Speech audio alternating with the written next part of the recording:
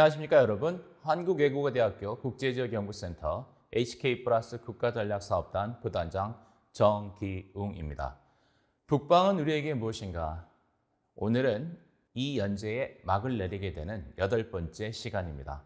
지난 7주 동안 저는 여러분에게 북방은 우리에게 무엇인가 라는 제목의 연재를 통해 우리가 의미하는 북방, 그리고 우리가 북방을 꿈꾸는 이유, 또 북방 정책이 탄생한 배경과 그 발전의 과정, 그리고 그 속에서 우리 국가가 어떻게 성장하였으며 그 성장에 따라 정책 목표는 또 어떻게 변화하였는가, 그 속에서 세계 1등적 지위를 향한 우리의 도전은 어떻게 이루어졌는가, 그리고 통일을 향한 우리의 심정적 태도는 지금 어떠한가 등에 관하여 말씀드린 바 있습니다.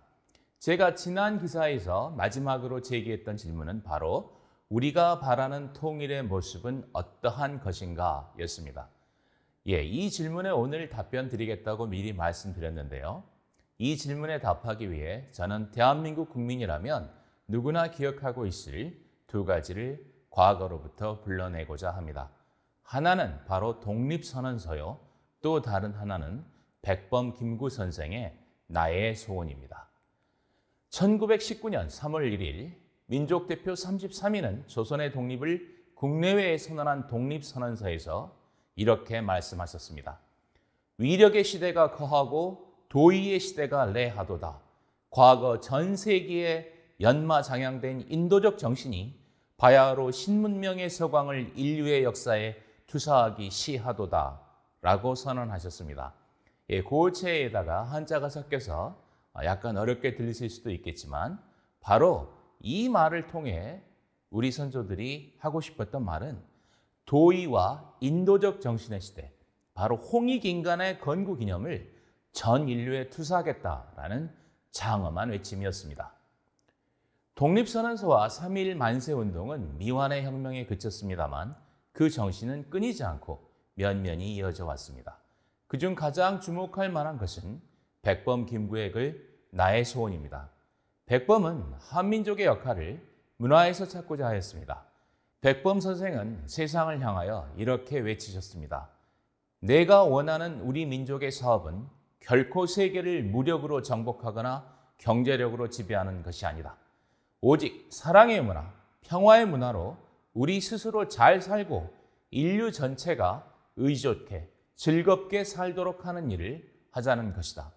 어느 민족도 일찍이 그러한 일을 한 이가 없었으니 그것은 공상이라고 말하지 말라. 일찍이 아무도 한 자가 없기에 우리가 하자는 것이다. 이 큰 일은 하늘이 우리를 위하여 남겨놓으신 것임을 깨달을 때에 우리 민족은 비로소 제 길을 찾고 제 일을 알아본 것이다 라고 주장하셨습니다. 독립선언서 그리고 백범의 나의 소원은 우리가 추구하는 통일의 모습이 어떠한 것이어야 하며 어떠한 방향성을 추구해야 할지를 명확히 보여주고 있습니다. 바로 문화와 평화가 중심이 되는 통일입니다. 문화와 평화, 이 두 가지 핵심어를 기억하시죠. 문화란 무엇일까요? 문화는 다양하게 정의할 수 있을 것입니다만 저는 유네스코 정의를 빌려오고자 합니다. 유네스코는 문화란 사회와 사회 구성원의 특유한 정신적, 물질적, 지적, 감성적 특성의 총체로 간주되어야 하며 예술 및 문학 형식뿐 아니라 생활 양식, 함께 사는 방식, 가치체계, 전통과 신념을 포함한다라고 규정한 바 있습니다.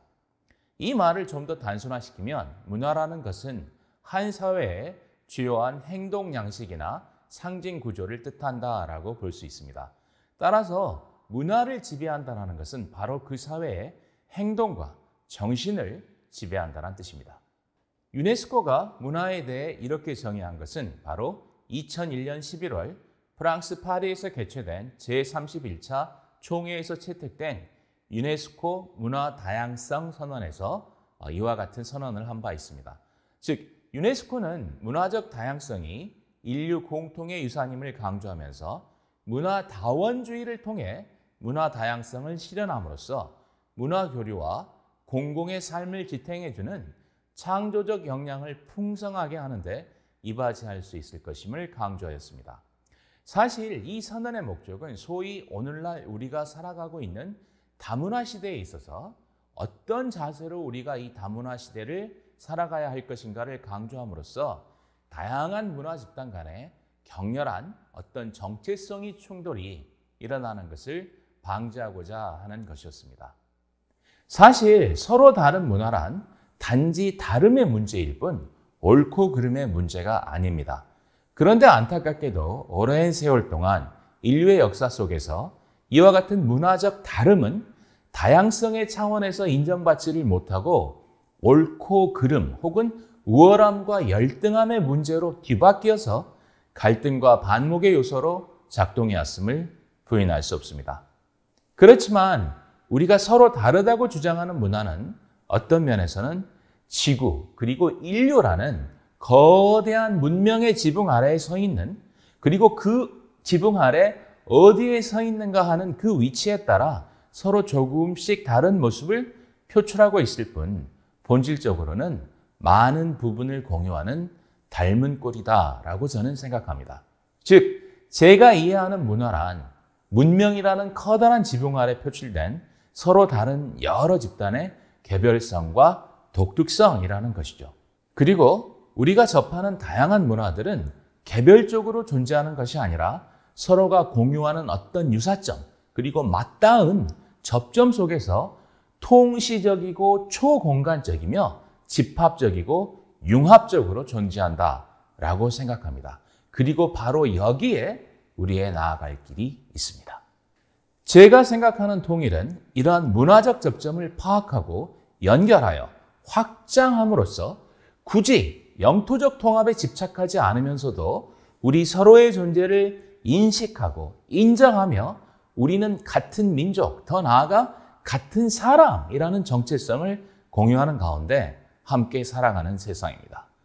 문화적 접점을 파악하고 연결시키고 그리고 그것을 확장함으로써 우리는 한반도의 통일을 넘어서는 세계 사회의 일원이 되기 위한 어떤 바탕을 마련할 수 있을 것입니다.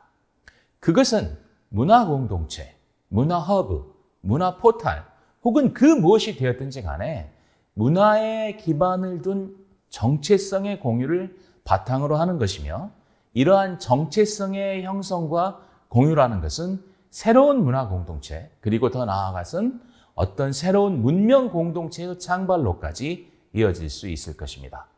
그리고 그 과정에서 영토적 통합이 발생한다면 그것을 굳이 마다할 이유 또한 없을 것입니다. 문화는 또한 평화이기도 합니다. 백범은 나의 소원에서 나는 우리나라가 남의 것을 모방하는 나라가 되지 말고 이러한 높고 새로운 문화의 근원이 되고 목표가 되고 모범이 되기를 원한다. 그래서 진정한 세계의 평화가 우리나라에서 우리나라로 말미암아 세계에 실현되기를 원한다. 홍익인간이라는 우리 국조 단군의 이상이 이것이라고 믿는다라고 주장한 바 있습니다. 그리고 문화세계의 실현을 통한 세계 평화의 실현은 우리의 통일이 나아가야 할 방향이기도 합니다. 왜냐하면 통일의 또 다른 모습은 바로 평화이기 때문입니다. 평화는 통일의 과정일 수도 있고 방법일 수도 있으며 그리고 그 목적일 수도 있습니다. 우리가 통일하고자 하는 이유는 무엇일까요? 우리는 왜 통일하고자 합니까? 그것은 우리 모두 행복하고 평화롭게 살기 위함입니다. 따라서 그 과정과 방법 그리고 목적 모두가 평화의 바탕을 두어야 하는 것입니다. 그리고 평화와 통일은 하나일 수도 있고 둘일 수도 있습니다. 과거 우리는 평화 통일을 주장했습니다. 이때의 평화 통일은 바로 평화적 방법에 의한 통일을 의미하였다라고 볼 수 있겠죠. 지금의 우리는 평화와 통일을 바라보고 있습니다. 통일도 중요하지만 그에 못지않게 평화 또한 중요하기 때문입니다. 이와 같은 평화와 통일의 목표를 달성하기 위해 우리는 주변 사강을 비롯한 동북아, 유라시아, 나아가서는 세계의 모든 국가들과 협력할 필요가 있습니다. 그리고 지금 현재로서 우리가 바라보는 우선적 협력의 대상은 바로 한반도를 포함하고 있는 동북아와 유라시아, 즉 북방이 되어야 합니다. 그것은 휴전 이후 지금까지 우리의 세계 진출이 주로 바다와 하늘을 이용한 것이었기 때문에 이제 가보지 않은 길, 즉 땅을 딛고 세계로 나아가는 북방의 길을 개척할 필요가 있기 때문이기도 하고 또 그 길이 한때 우리가 세계와 소통하던 길이기 때문이기도 합니다. 평화와 통일 그리고 문화 세계로 향하는 이 길을 걸어 나감에 있어서 우리가 염두에 둬야 할 것은 바로 무엇일까요? 그리고 어떻게 다른 이들의 도움을 이끌어낼 수 있을까요? 가장 중요한 것은 바로 알리는 것입니다. 무엇을 알려야 할까요? 바로 우리가 평화를 사랑하고 타인을 존중하며 각자 다른 속에서도 여러 가지를 공유하고 있는 하나이자 다수라는 것을 널리 알릴 필요가 있다는 것입니다. 그리고 그와 같은 널리 알림의 주체는 바로 우리 국가와 국민 모두가 되어야 합니다. 국가의 몫은 소위 공공외교를 통해 실행되고 있습니다. 공공외교란 정부가 주도가 되어 실행하는 다른 국가의 국민들을 향한 나의 매력의 투사를 말합니다. 이 공공외교가 훌륭히 수행될 때 우리 국가를 향한 타국의 호감과 협조는 증가할 수밖에 없습니다. 바로 소프트 파워의 증진이죠. 매력의 향상과 소프트 파워의 증진은 오늘날 모든 국가가 바라는 그런 것이기도 합니다. 또 국민의 몫은 한류가 그 역할을 훌륭히 수행해내고 있습니다. 오늘날의 한류는 소수의 마니아 계층이 집착하는 그러한 수준을 벗어나서 세계 보편적인 현상에 접근했으며 그 무엇보다도 훌륭하게 우리나라 대한민국을 그리고 우리나라 대한민국의 문화를 세계 속에 널리 알리고 있습니다. 한류를 사랑하는 세계인의 숫자가 늘어나면 늘어날수록 한국과 한국인에 대한 이해 또한 커질 것이고 한국과 한국인에 대한 이해가 커지면 커질수록 평화와 통일을 향한 우리의 발걸음은 가벼워질 것입니다. 그리고 우리는 이 길을 걸어 나가는 데 있어 지금까지 잘해왔던 것처럼 앞으로도 잘할 수 있을 것이라고 믿습니다. 지난 2006년 광복 60주년을 맞아 학계에선 의미 있는 시도가 있었습니다. 우리 국가가 지난 시간 동안 걸어온 궤적을 돌이켜 검토하면서 그 특징을 파악하고 그것에 근거하여 우리의 미래의 발전 방향을 계획하는 그런 프로젝트였습니다. 그 시도에 참여했던 한 무리의 학자들이 도출해낸 키워드는 바로 역동적 균형이었습니다. 역동적 균형입니다. 그분들은 역동적 균형에 대하여 이렇게 설명하고 있습니다. 역동적 균형의 구성 원리라 함은 쉽게 말해 이것이냐 저것이냐의 양자택일의 방식과는 다른 결합의 논리를 뜻한다. 언뜻 보아 양립이 어려운 것처럼 보이는 두 가지 가치를 결합하여 독특한 공생의 시너지 효과를 내는 방식을 가리킨다. 다시 말해 역동과 균형의 상호 보완적 결합을 뜻한다라고 주장한 바 있습니다. 어떻게 보면 역동과 균형이라는 것은 서로 상치되는 그런 개념이라고 볼 수도 있습니다.